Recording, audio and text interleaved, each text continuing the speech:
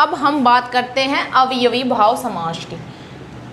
अवयवी भाव समास की हम डिटेल से चर्चा कर लेते हैं। केवल समास को मैं इसलिए बाद में पढ़ाऊंगी आपको क्योंकि वो ज़्यादा इम्पोर्टेंट नहीं है और ज़्यादा मायना भी नहीं रखता। उसमें से क्वेश्चन आ जाए तो आ जाए, वरना आने की संभावना नहीं रहती है। लेकिन आपके अवयवी भाव समास हो, तत्पुरुष समास हो, द्वंद्व समास हो, क्रमधारय, द्विगु और बहुव्रीहि, इनसे क्वेश्चन 101% बनते हैं, इनमें से ही बनते हैं। ठीक है। अब आप अवयवी भाव समास की मैंने परिभाषा बताई थी कि पूर्व पद प्रधान अवयवी भाव अवयवी भाव समास होता है। इसमें पूर्व पद के अर्थ की प्रधानता होती है। ठीक है। यानी जिस समास का पहला पद प्रधान होता है उसे अवयवी भाव समास कहते हैं। इसमें क्या है कि जो पूर्व पद होता है वो प्राय अवयव होता है, प्राय अवयव होता है, निश्चित है, हमेशा ही अवयव होता है, कभी कभी नहीं, हमेशा ही अवयव होता है। ठीक है। अवयवी भाव समास को पढ़ने से पहले आपको जो मैं निर्देश इंस्ट्रक्शन बता रही हूँ वो आपको याद होने चाहिए। अगर ये आपको याद हो गए हो तो आपको अवयवी भाव समास को समझने में ज़्यादा दिक्कत नहीं होगी। ठीक है। यानी पूर्व पद प्रधान होता है। दूसरी बात है, जो पूर्व पद होता है वो अव्यय होता है। और पूर्व प्रयोग के लिए उपसर्जन संज्ञा के नियम का प्रयोग किया जाता है। यानी प्रथमा निर्दिष्टम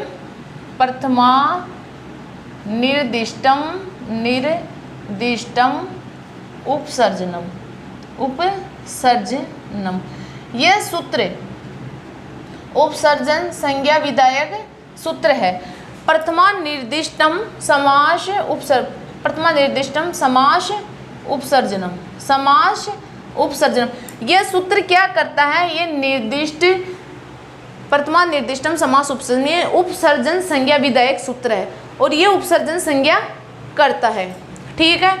अब अगली बात है कि पूर्व पद के अंत में न का लोप भी होता है। जैसे मैं आपको उदाहरण दूं कि राजन शब्द आएगा तो इसमें न का लोप होगा ही होगा।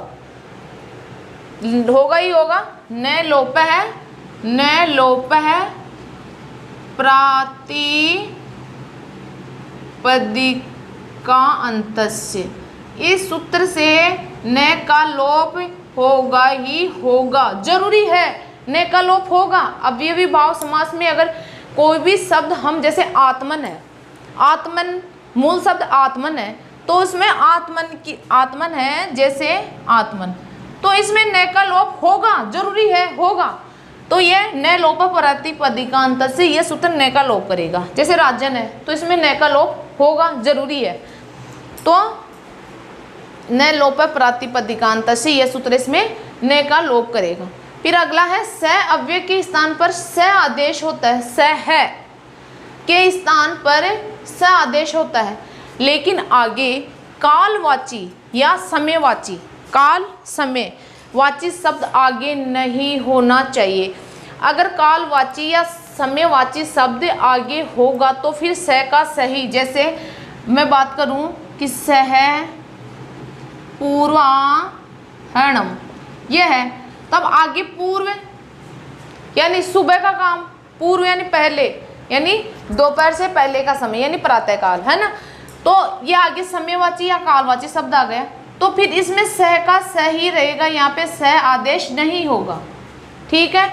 अगर आगे पूर्वाहण की जगह और कुछ होता है ना तो फिर सह के स्थान पर सह आदेश हो जाता। ठीक है।